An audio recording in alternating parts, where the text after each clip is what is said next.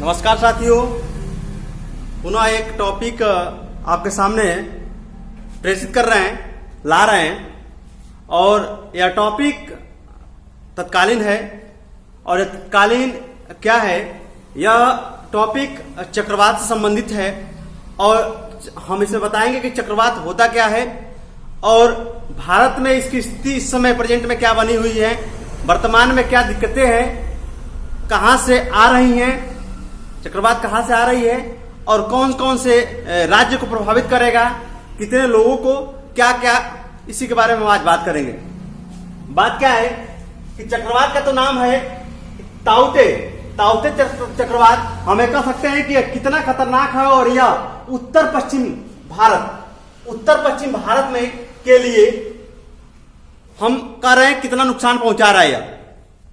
जैसे कि हमने यह इंडियन मैप बनाया, भारत का नक्शा बनाया हमने, और भारत का नक्शा बनाया है तो मैं इसके बारे में बताना चाहता हूं कि जो चक्रवात आया हुआ है इस समय प्रेजेंट में, वह अरब सागर से आया हुआ है। और अरब सागर से आया हुआ है, इसमें भारत का छोटे छोटे कुछ द्वीप हैं जो लक्षद्वीप हैं, उसी से यह चक्रवात, मतलब यही चक्रवात का ओरिजिन है। और चक्रवात जब आया हुआ है, यह तमिलनाडु, केरल, कर्नाटका, महाराष्ट्र, गुजरात, राजस्थान, अन्य राज्यों को प्रभावित किया है। और यहां पर जो भी लोग हैं, तट पर रहने वाले जो लोग हैं, और हमें कह सकते हैं कि मछुआरे जो मछली मारने वाले इसमें हैं, उन सबको अलर्ट कर दिया गया है, सबको तट से दूर भेज दिया गया है ताकि आप सुरक्षित इनको बचाया जा सके। आपको बता देना चाहते कि चक्रवात जो यह लक्षद्वीप से आया हुआ है, यह कुछ इस दिशा में जा रहा है, मतलब इस दिशा में आ रहा है, इस दिशा में। तो इस दिशा में जा रहा है। कल 17 मई को यह जारी किया गया था। शाम को यह गुजरात के तटों पर टकराएगा यह, और यह मुख्यतः खंभात की खाड़ी है और यह है कच्छ की खाड़ी। मुख्यतः खंभात की खाड़ी को टच करेगा और खंभात को खाड़ी को टच करते हुए यहाँ एक पर्वत श्रृंखला है, क्या नाम है उसका? अरावली पर्वत श्रृंखला है। और यहाँ पर विंध्य और हमें कह सकते हैं दो पर्वत श्रृंखलाएं हैं, इससे निकल करके और यह उत्तर भारत में प्रवेश करेगा। तो उत्तर भारत में प्रवेश करेगा, मुख्य प्रभाव इसका इस तटीय राज्य जो है राजस्थान, गुजरात, मतलब यह राज्य है गुजरात, राजस्थान, महाराष्ट्र, कर्नाटका और केरल, इनको प्रभावित मुख्यतः कर रहा है। लेकिन इस समय उसका दिशा बदल चुका है, ऊपर की तरफ। पहले केरल के तट पर टकराया है, वो पहले टकराया था और उसके बाद से अब इस तरफ पड़ रहा है। 18 तारीख को यह उत्तर प्रदेश और हमें कह सकते हैं उसके तरफ इसका थोड़ा सा प्रभाव दिखने को मिलेगा।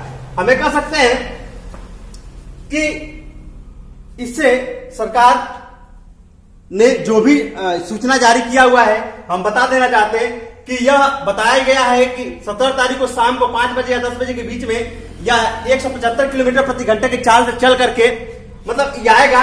और कहा जा सकता है कि जो चक्रवात है उसका न्यूनतम जो हवा होगा, जो हवा का स्पीड होगा, या हम कह सकते हैं कि जो चक्रवात का जो चाल होगा न्यूनतम 64 किलोमीटर प्रति घंटा से 119 किलोमीटर प्रति घंटा तक रहेगा। और अधिकतम जो होगा 118 किलोमीटर प्रति घंटा से 221 किलोमीटर प्रति घंटा तक होगा। कहा जा सकता है कि यह चक्रवात जो है खतरनाक है, मतलब कि चिंता करने वाली बात है। और इससे संबंधित कुछ और बातें हम बताएंगे। हम कह सकते हैं इसका सूचना वर्ल्ड मेट्रोलॉजी ऑर्गेनाइजेशन देता है और इससे संबंधित है इंडियन मेट्रोलॉजी ऑर्गेनाइजेशन। हमें कह सकते हैं कि जो चक्रवात आया हुआ है इसका सूचना यह जारी कर रहा है। अब देखिए, चक्रवात संबंधित कुछ बातें हम आपको बताएंगे जो परीक्षा के दृष्टिकोण से बढ़िया होगा, आपके जानकारी के लिए बढ़िया होगा, और हम इसके संदर्भ में और बहुत सारी बातें करेंगे। देखिए, पहले चक्रवात है क्या? तो चक्रवात एक प्रकार का ऐसा, हमें कह सकते हैं हवा। स्थिति क्या होती है जब किसी स्थल को गर्म किया जाता है, या कोई स्थल जब गर्म होता है तो वहां की जो हवा होती है वो क्या होती है, अपना स्थान छोड़ देती है। जब अपना स्थान छोड़ देती है तो वहां पर ठंडी हवाएं उसका स्थान लेने के लिए दौड़ती हैं, और जब स्थान लेने के लिए दौड़ती हैं तो जब तेजी से दौड़ती हैं तो वही गोल गोल घूम जाती हैं और चक्रवात का रूप लेती हैं। यह चक्रवात अरब सागर से आया हुआ है। अरब सागर से आया हुआ भारत के, हमें कह सकते हैं पश्चिम उत्तर पश्चिम भारत में आया हुआ है। और चक्रवात हमें कह सकते हैं कि न्यूज़पेपर में इसको बहुत सारा कवर किया गया है। कहा जा रहा है कि इसका नाम, ओरिजिनल जो नाम है TAUKTAE, ताउत्के नाम है इसका, है ताउत्के साइक्लोन नाम है इसका। इसका नाम बर्मा के द्वारा दिया गया है। बर्मा का मतलब कि म्यांमार देश एक है जो भारत के पूर्वोत्तर में है, पूर्व में है। हमें कह सकते हैं कि अब जो म्यांमार का जो भाषा है उसको बर्मी भाषा के नाम से जानते हैं। और वहां पर एक छिपकली पाई जाती है GECKO, जेको करके, वह गैको करके एक छिपकली पाई जाती है वहां पर। उसी छिपकली के नाम से इसका नाम बर्मा ने नाम रखा। हम बताना चाहते हैं कि छिपकली जो ऐसी है, एक प्रकार की छिपकली वो है जो बोलती है, मतलब बोलने वाली छिपकली है, इसलिए उसका नाम साइक्लोन से, तूफान से रख, क्या बोले, साइक्लोन से रख दिया गया है। आपको बता देना चाहते हैं कि जो साइक्लोन होता है, साइक्लोन, इसका नाम बर्मा क्यों रखा, म्यांमार क्यों रखा, क्योंकि भारत देश में आया हुआ है तो इसका नाम बर्मा क्यों रखा। आपको बता देना चाहते कि जो भारतीय नक्शा है, इंडियन ओशियन जो है, हम आपको बता दें, इंडियन ओशियन है। इस इंडियन ओशियन में स्थिति क्या मिलती है कि इंडियन ओशियन में एक बात देखने को मिलती है, हम बता दें, जो उत्तरी हिंद महासागर है, यहां पर ये आपका हिंद महासागर है। हिंद महासागर का उत्तरी भाग है जो बंगाली खाड़ी और हम कह सकते हैं बंगाली खाड़ी और अरब सागर इसमें कंसीडर किए जाते हैं। कहा जाता है कि उत्तरी हिंद महासागर से 13 देश जुड़े हुए हैं, 13 देश जुड़े हुए हैं। और कहा गया है कि 13 देश जुड़े हुए हैं तो जो भी साइक्लोन आएगा तो वहां की जो भाषा है उस भाषा को आगे बढ़ाने के लिए, जो 13 देश हैं उनके भाषा को आगे बढ़ाने के लिए सभी देशों ने कहा कि बारी बारी से प्रत्येक अल्फाबेटिकल जो नाम होता है, जैसे ABC करके नाम होता है, तो पहले ए वाला देश जो है वो नाम रखेगा तूफान का जिस देश में आएगा, उसके बाद से B वाला, उसके बाद C वाला, उसके बाद से D वाला, इस तरह से करके 13 देश ऐसे हैं जो अरब क्या बोलते हैं, हिंद महासागर में आने वाले जो तूफान है उनका नाम रखते हैं। चलिए आगे बता दें कि यह चक्रवात जो आता है वह कैसे आता है और उसको आने का मतलब किस तरह से आता है और किस तरह से किसी तट से टकराता है, उसका आने का क्या कारण है। तो देखिए, यह हमारी पृथ्वी है और पृथ्वी पर इक्वेटर है, यह कर्क रेखा है 23.5 डिग्री उत्तर में, और यह 23.5 डिग्री दक्षिण में मकर रेखा है। इसको यह उष्णकटिबंधीय क्षेत्र बोला जाता है। कहा जाता है कि पूरे वर्ष भर सूर्य किरणें इसी में पड़ती हैं। आपको बता देना चाहते हैं कि पृथ्वी के इक्वेटर से उत्तर अगर कोई भी चक्रवात आता है तो चक्रवात जो हवा के घूमने की जो दिशा होती है घड़ी की विपरीत दिशा में होती है, और जब दक्षिण दिशा में आता है तो चक्रवात की घूमने की जो दिशा होती है घड़ी की दिशा में होती है। अब होता कैसे है, ध्यान दीजिएगा कि अब मान लिया जाए पानी है, या पानी है, समुद्र है, तो समुद्र है, इसके बीच में एक छोटा सा कोई द्वीप है या कोई स्थल है।